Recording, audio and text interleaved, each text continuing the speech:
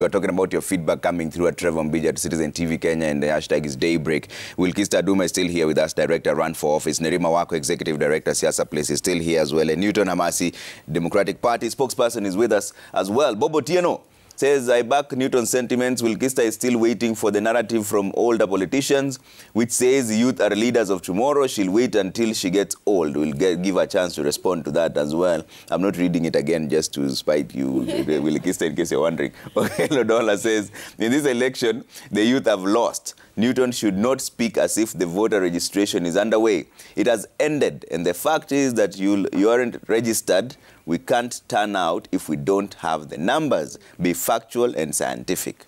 Okay?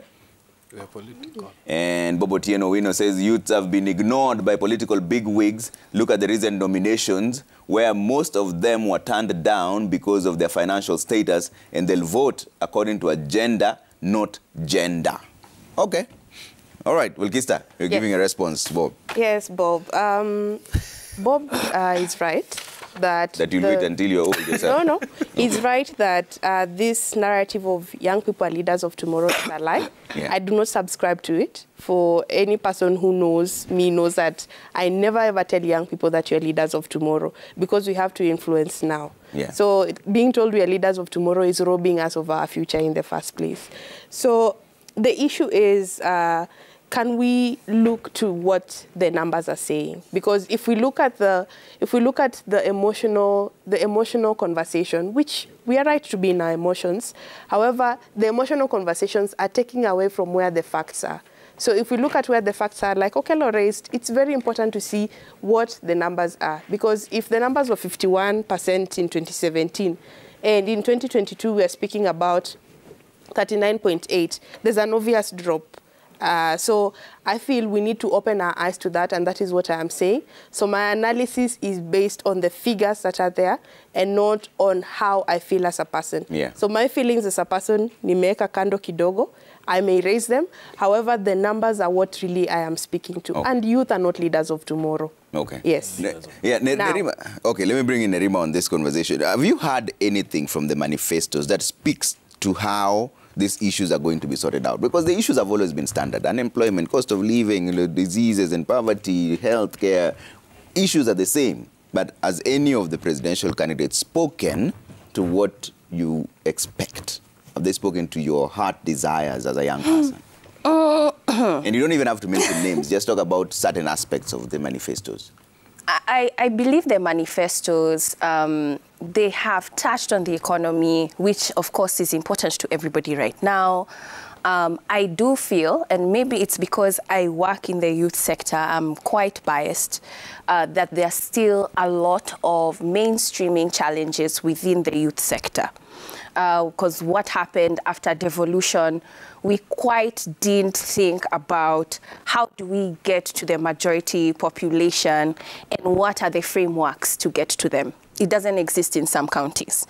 And so for me, it was sort of touched over in the manifestos when, you know, they talk about like a youth commission, a youth ministry, a youth something.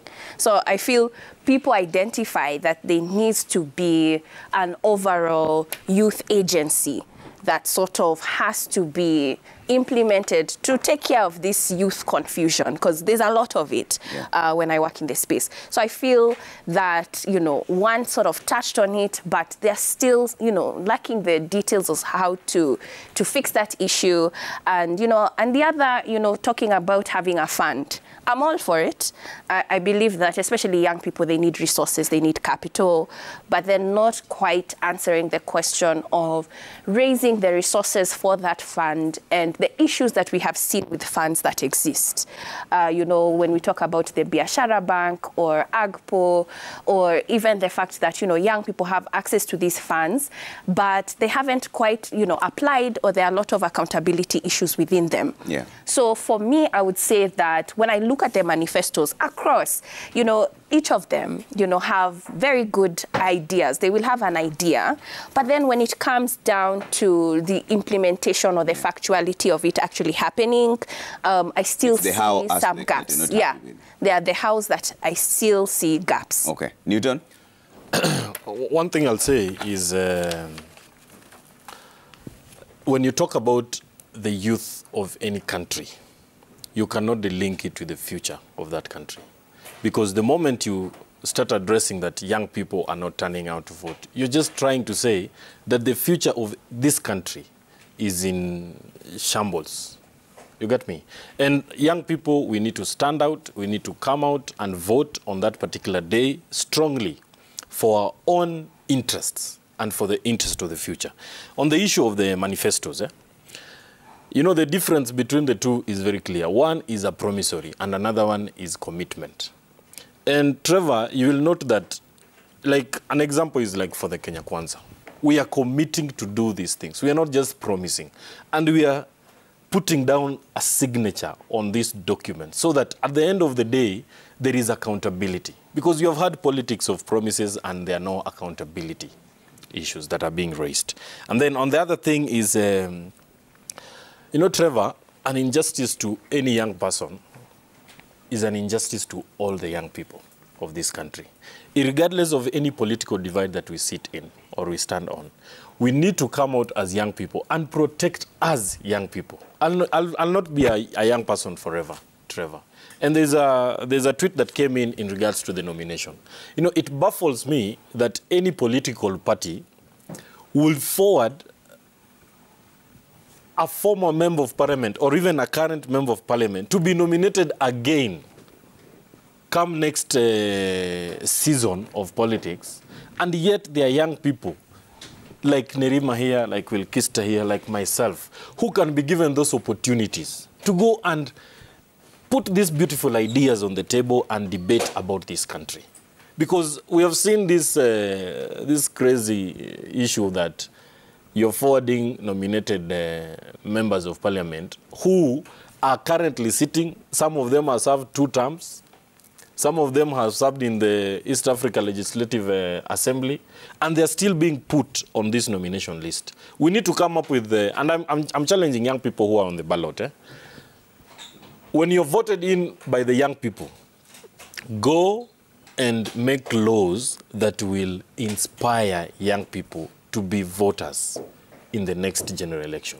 Those who are locked out today, as we say here that most of them did not register, let us inspire them. Let us give them a reason, Trevor, to come out and vote come next election. Because this election doesn't end now. It is a cycle.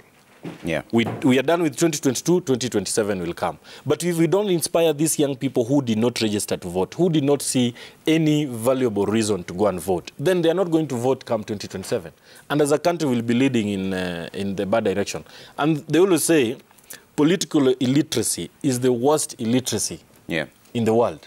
If young people are not educated, are not given that information that, hey, you need to participate to shape things that happen. Okay. Because if young people don't go to vote, they will still remain to be unemployed, and there will be this issue of young people being given cash handouts of 6,000, 3,000 every month. And yet, you can create employment, and this young person will be able to earn at least 20,000, the minimum wage. Okay. So if you send someone the cash handouts, they are not inspiring young people. Okay. Say. Wilkista, did you hear anything that was substantive in the manifestos and you're happy with? On either side of them, because this is sort of a campaign platform. You can pick one and say, on this one they were right, on this one they were wrong. Yeah. I think for me it would be more of the youth manifesto itself. Yeah. Because the youth serving organizations did come together to put out a manifesto of young people, made by young people, recommendations collected from across the country. And it's speaking to the issues that young people are raising, that they want to be included in the planning of the next government at county level and at national level. So, yes, they do raise, fundamental things. For example, we're looking at the Higher Education Loans Board, the loan itself, and whether that loan is working for the young people. Is it a grant? Is it a loan in itself? And what makes more sense for young people? And I'd also just like to reiterate about the resource mobilization bit. Yeah. Because the manifestos, for me, don't also bring out that strongly the resource mobilization. Are they going to tax us to death to do the, the whole manufacturing things that they have, the plans to have a whole capital-intensive economy. Are they going to tax us to death to provide or rather fund the social protection policies that they're putting in place at this point? So for me, it's more of the domestic resource mobilization bit. I'm interested to see that and how we are not relying only on donor aid to build our own resources that we're using as a country. Yeah. And also the priorities for young people, because in the Youth Manifesto, young people speak about social, economic, and political issues that they want addressed. For example, there's the young people coordination. So because the coordination is sort of haphazard, it doesn't make a lot of sense in the structure of the government, because at the county level, there's a different structure. At the national level, there's a different structure.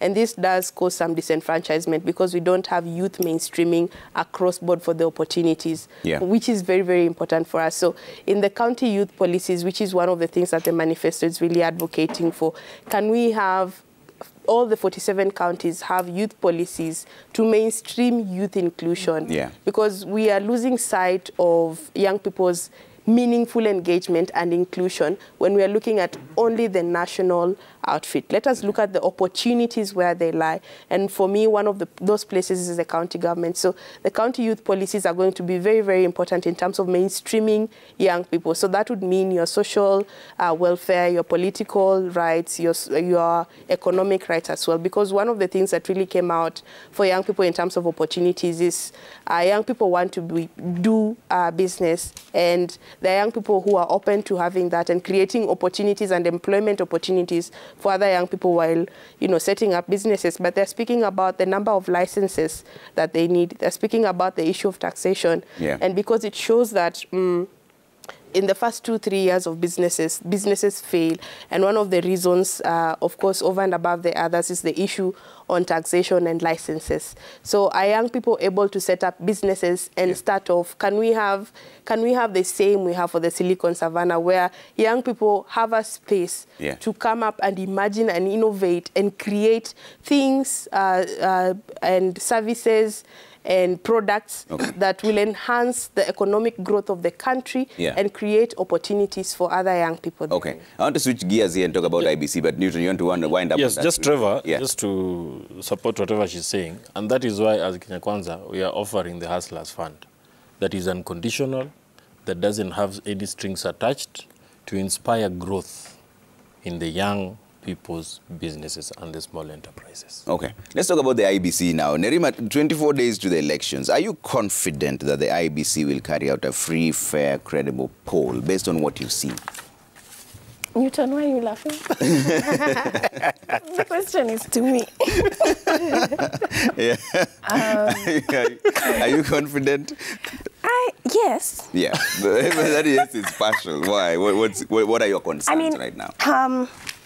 I want to give IEBC the benefit of the doubt that they have everything under control. I do appreciate that they did have the conference, the media press briefing, and they have said that they're going to have others in the rundown to the election. One thing that we have as Kenyans is mistrust. We do not trust the institutions that are mandated to carry out our elections. So it's already a tough job in itself. But I think the fact that now they are opening up, trying to be as transparent as possible, it doesn't mean that all of the responses were perfect. Some of them looked a little bit contradictory, but it's just to say that the fact that that transparency is happening is important for our trust in IBC. So I'll give them the benefit of the doubt, listening to some of the mechanisms that they're putting in place in terms of backup. Hopefully they all go through, especially if there are technological issues, and also the fact that this time around we're looking at electronic as well, not necessarily having a physical voters card shows transition toward digitizing, although that has been, put through to court, and perhaps having an alternative which is manual. I mean, there are a lot of questions in who is producing the ballot boxes and that process of producing them, which should happen. Yeah. You know, we should question, we should be concerned about who's behind it, just because of our past experiences with elections. But the fact that these questions are being answered is great, so that it gives us opportunity to interrogate and make sure that we are going toward the right direction. Okay. So I will give them my trust. Okay. until Newton? Otherwise. My thoughts about IBC holding a credible election will be, yes, they will do their best. Of course, no one is 100% sure. But there are some critical things that as a country we need to look at when it comes to these IBC holding elections after 5 years. One is that we need to give this commission ample time to be able to prepare for this election. Because we can't have an election in 25 days and we have political parties still pushing questions, pushing complaints to the commission for them to address. Honestly, it will kind of confuse them and make them not maybe be swayed to do things that are not right. Again, another thing is IBC needs to be really, really strict and serious with how they carry out the activities. One of the issues that I really noted with concern is when during the press briefing, Yeah. the CEO, there is a media personality who raised serious issues, integrity issues with this particular company. Smartmatics, that was given the tender to supply this printing material. And the CEO on a national television says that you cannot ask me, go ask them. Honestly, they need to nurture some form of trust, because you can't run an election the way our tender systems are being run here, of where you say 30% and then you don't even do a due diligence to understand if this company that has been awarded the 30% belongs to a young person. That is what came out strongly during that press briefing. Because honestly, you can't be the CEO of an election body and you don't know some basic facts. Yeah. You know, you can't just be reading a report. And his defense was like, the procuring committee presented this and they never mentioned whatever you're telling me. As the CEO, that shows incompetency. But at this point, we cannot try to to make him like resign or something. But honestly speaking, that is something to question. Yeah. And that is a very serious issue. And I think it's called Marjan needs to really rethink on how he responds to these challenges that are being posed to the IBC, because we want a credible election. We believe it's going to be credible, but some of these comments coming from the commission, honestly, are making us feel some issues about everything. Wilkista, do you trust the IBC to conduct a credible poll? I would say 24 days. I would say I'm part of the 60% of people who are giving IBC benefit of the doubt in terms of conducting a free and fair poll. But also listening to the conversation that happened the other day, where the chairman was speaking about funding of the electoral management body, and how the funding comes almost at the last minute and everything has to be done within a certain time frame.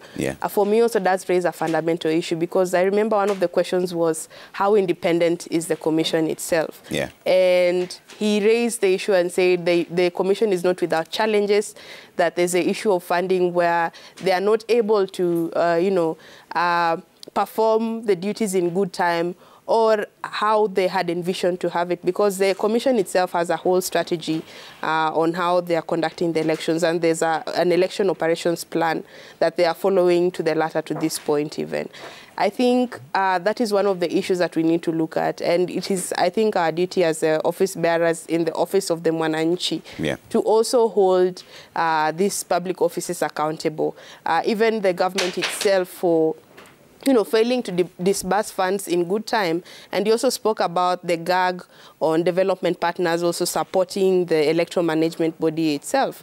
So I feel that is one of the issues where probably the commission had a lot of issues in terms of how we able to conduct this within the stipulated time frame, and even the civic education, the civic engagements and voter education for the people.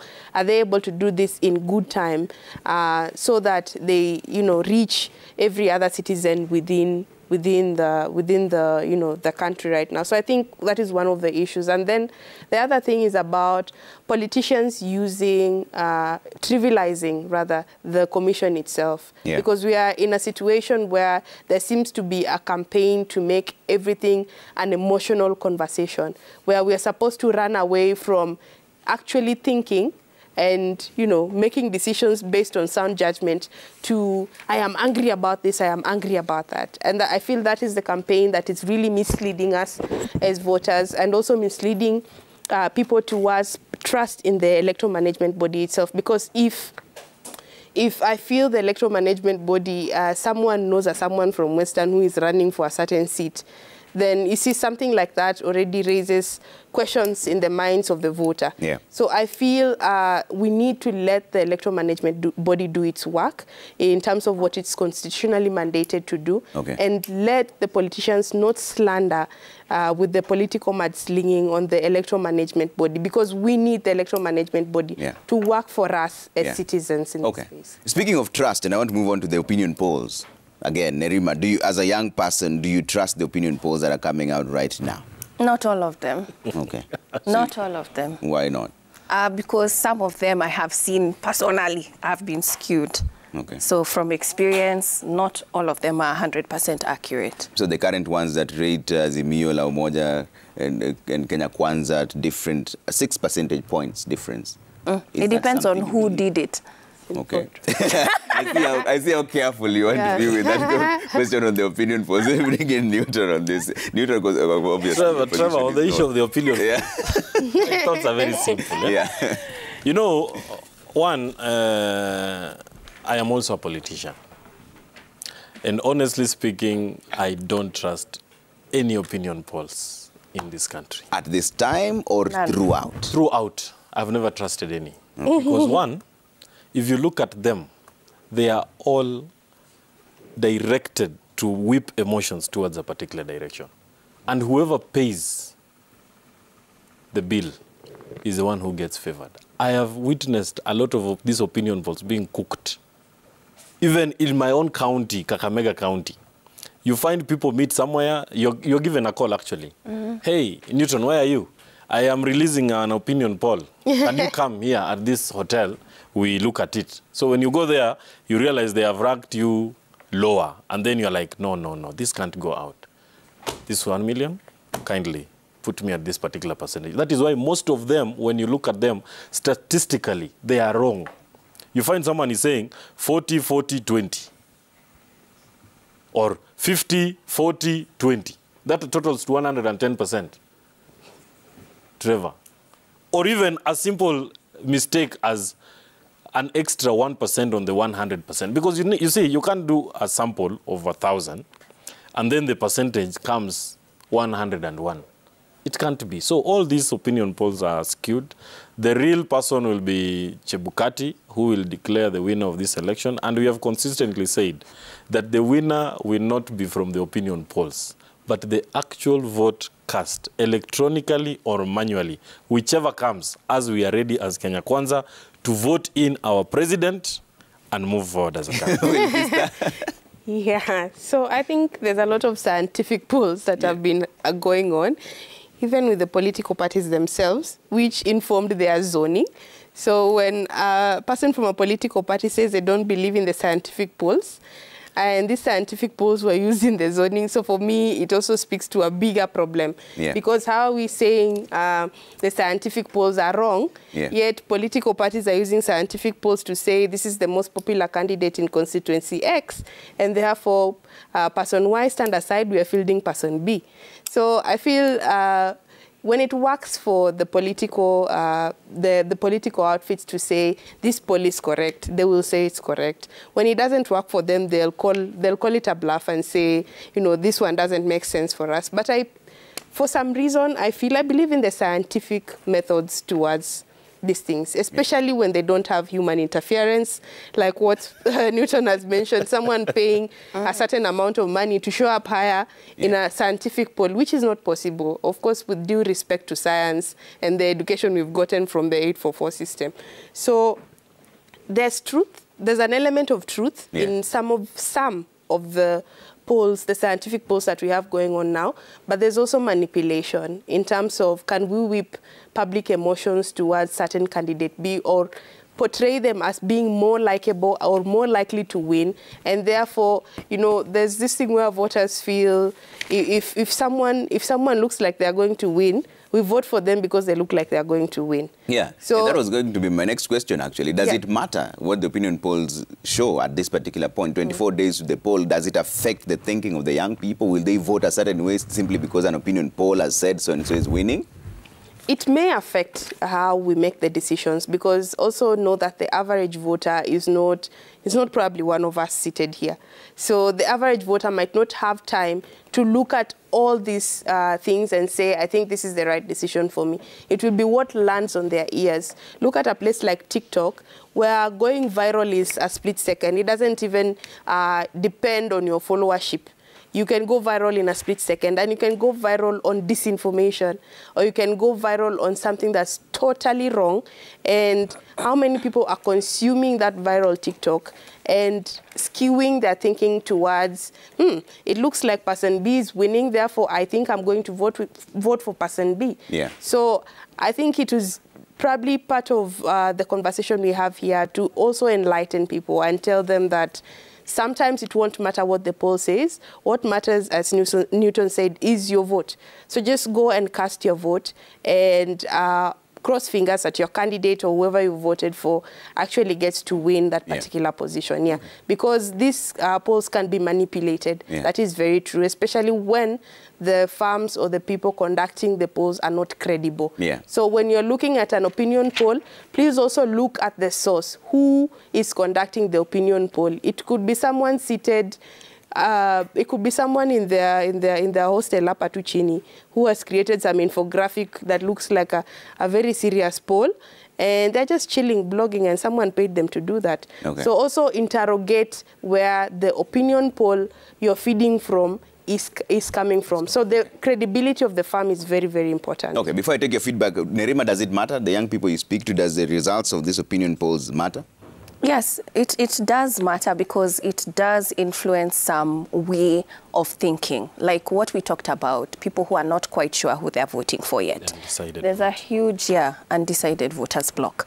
And so sometimes these opinions do sort of shift how they think, even though right now it might not be solid. On election day, people actually go to the polling station and they're still not sure who they're voting for until they see that paper.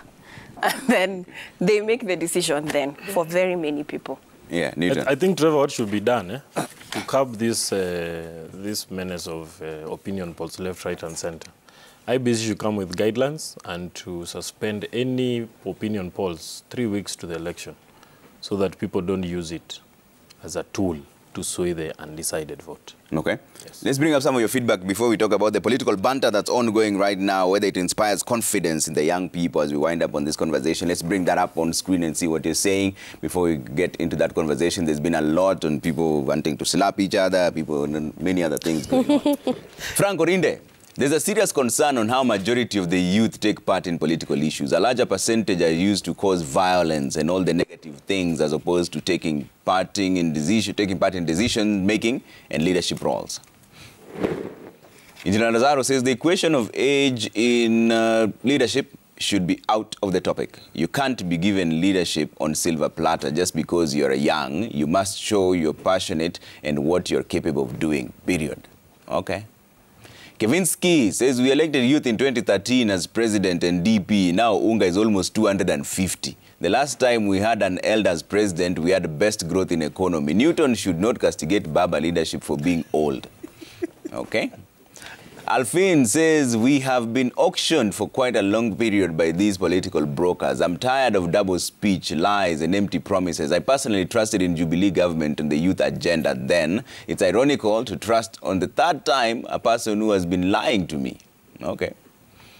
LJ says the question of looking at the young people as a separate entity from the rest of Kenyans is neither here nor there. We have had the county women representative. What have they done for women? What we need is a capable, all-inclusive leadership. Okay. All right. Let's wind up now with the political banter that's ongoing right now. There are the issues that came out. The manifestos were launched. Now the political banter is ongoing. In fact, there's a back and forth issue on anger management. Who is angry, who is not angry, who wanted to slap who. Does this sort of banter inspire confidence in the young people? And what sort of example does it set in the political field, Wilkista? And I'll start with you on this. I'd also just like to correct some comment I saw that in 2013, we elected youth.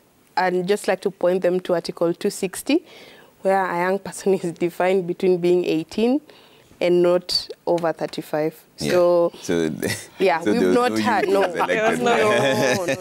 did not. A lot of young people are like They're young at heart. Yeah, so yeah, I think it's worrying. It's a worrying trend to see how emotions are being whipped. And for me, it still looks like a strategy in the grand scheme of things of how the next 20-something days are going to look like. And we are going to see a lot more of it, of people that look like they need therapy or anger management classes, because it's not really inspiring for the young people to see our leaders themselves speaking about, you know, violent actions towards other leaders or towards the people. So I think we also need to take care of ourselves, how we engage in the political space, and be cognizant of the fact that emotions are high. Emotions are very high. The price of unga peke yake tu inakasirisha watu. Mtu anaweza hata kupiga kofi because hajapata unga leo. So let us be cognizant of the fact that emotions are very high in the political spaces. So if you're engaging in a rally, in a place where there's a gathering where someone is selling their manifesto or just selling themselves, be very aware of your surrounding, because emotions are very high, and really there's very, very little we can do about emotions. It's because there's a number of issues that's making people feel the way they do at this point. And for me, it's up to the political class to try and bring down these temperatures, because our leaders are actually fueling the temperatures rising in terms of how we feel as a people. So as a young person right now, what do you want to hear on the campaign trail? When somebody holds a microphone, what do you want them to talk about? I want you to talk about what you're going to do for me. I want to hear what opportunities lie there for me as a voter, because there's someone who raised the issue of young people should stop looking at themselves as they are in one corner of their own and then there's everyone else. That is very true. So as a Kenyan voter who is young, I want to hear the opportunities that lie there for me, for my kin, for my sister, my brother, for my neighbor, in what you're presenting as your candidature. So what are you telling me that I'm going to get when I see you on that ballot paper and I say yes, I am ticking yes to social protection, I am ticking yes to manufacturing industries being raised, I am ticking yes to probably employment opportunities, because we do churn out 500 to 800,000 graduates every year. So if I am listening to a politician right now, I want to hear how they are aligning these things. Article 43 and Article 38. Okay. Yes. Newton, as a young person, how does it make you feel when you hear this political banter that is ongoing right now? Whipping up emotions, talking about the past experiences, there's anger issues now coming up. Honestly, Trevor, one, I'll say the presidency failed this country. And when I say the presidency, I mean all leaders that we look up to. We say that if the leader does not inspire unity as a uniting factor, then the whole place goes in shambles. And when I say this, what I'm trying to imply is we saw our president go out ranting, and the other leaders saw it's a norm for people to rant, to be angry, to throw words at each other, of which it is wrong. And as a country, we need to be tolerant of each other. We need to understand, to be listeners, to dialogue when there are differences. Because we have seen, honestly, the president and the deputy not being able to sit down. And we have seen the deputy saying, I tried to reach out. And the president on the other side has been underbanned to accord this conversation, a dialogue, so that we can be peaceful. Honestly, we are 3 weeks to another election, to a transition. What will happen if or when William Samoei Ruto wins? Will the president not show up to hand over that power? So we need to really interrogate our values as a country. And as we elect a president, we need a president who is going to unite all of us. so that we be in a peaceful environment, we be in a peaceful coexistence, because young people, when a young person sees an older person doing things in a bad way, then they tend to do the same thing. And as young people, let us embrace peace. Let us not be used to cause chaos. Let us not be used to disrupt meetings. Let us not go into these political rallies with an agenda to boo or to create a scenario where you are offending this other person. This is what happened in Vihiga. Honestly, you can't go in a rally and start shouting about something that is not beneficial to that particular. If you don't agree, just keep quiet. Walk your way. You will come and make your decision with your vote. But shouting out our leaders is not right. Again, peace is the most important. My message to young people and to the whole country, these elections will come and will go. But we'll have a country to remain with. We'll have a high cost of living to fight with. We'll have crazy policies to talk about. Yeah. So we need to be peaceful. Okay. In all means. Nerima, what are your sentiments on this political banter, and what would you like to hear at this particular point? 24 days to the polls. I agree with Newton in regards to peace and the president being the symbol of national unity, and also focusing on the issues. Mainly, Kenyans are really hurting right now, and it really is frustrating that those who we are looking to see who will go and represent us in the houses are busy jabbing one another and wasting a lot of time in that conversation rather than articulating the changes that they want to be able to bring to the country. So focusing on issues and focusing on how we are going to recover this debt. Yeah. It is a concern for not just us, our children and their children as well. Yeah. And so what are we going to do about that as our population continues to increase? And we have forgotten that there are millions who are not eating right now because Kenya is still under a drought, still have a drought. And these are the things that we should be concerned about right now. All right. So let's wind up on this conversation and give you closing remarks. I'll start with you, Wilkista. If there's a young person listening to you right now, what would you want them to understand from this conversation? 24 days to go to the polls as your closing remark. To the young person, I'd say what is really important that should be what you're listening to at this point is what the candidature of a person presents on the ballot paper. So listen to the issues that they're bringing up as solutions to the problems that we are facing right now. And let us refuse to be used as instruments of violence, because we are energetic, we have ideas, we are strategists as young people. So let us refuse to be used as instruments of violence, and let us keep the peace and keep the spirit of Kenya burning. Okay. Newton?